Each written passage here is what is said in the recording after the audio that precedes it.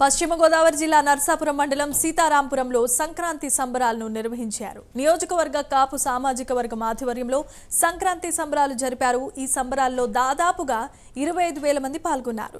సంక్రాంతి సాంప్రదాయం ఉట్టిపడేలా గొబ్బెమ్మలు, హరిదాసు కీర్తనలతో ఉదయం నుంచి సాయంత్రం వరకు ఆటపాటలతో సరదాగా గడిపారు. ఈ సంబరాల్లో Kapu corporation chairman Kothapalli Subbarayudu, NRI Kovali నాయుడును కాపు నాయకులు ఘనంగా సత్కరించారు.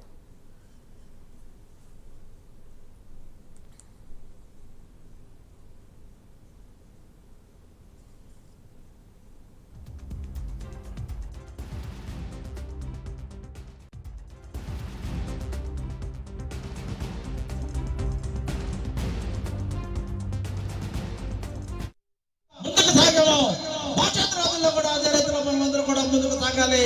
అన్ని రకాలుగా అన్ని విధాలుగా పవన్ కళ్యాణ్ గారికి మన కాపు సోదరులందరికీ కూడా పరిపాలన సహాయ సహకారాలు అందించాలని కూడా ఈ సందర్భంగా తెలియపరుస్తున్నాం.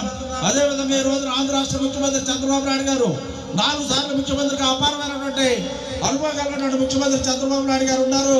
ఆయన కూడా మంచి పరిపాలన చేస్తున్నారు.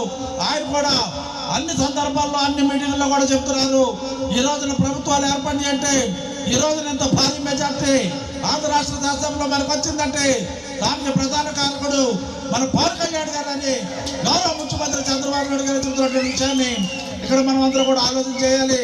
అదేవిధంగా పార్లమెంట్ మరి మన ప్రధానమంత్రి మోడీ గారు కూడా అన్ని సందర్భాల్లో పవన్ కళ్యాణ్ అంటే ఒక సునామీ అని చెప్తున్న విషయం కూడా ఒకసారి మనం ఆలోచన చేయాలి. ఎందుకంటే సమర్థులు ప్రధానమంత్రి మోడీ గారు ఉన్నారు. అత్యంత దక్షత, సమర్థత, భారతదేశ రాజకీయాల్లో అత్యంత సీనియర్ అయినటువంటి మన ఆంధ్ర రాష్ట్ర ముఖ్యమంత్రి సమర్థుడు, గొప్పవాడైనటువంటి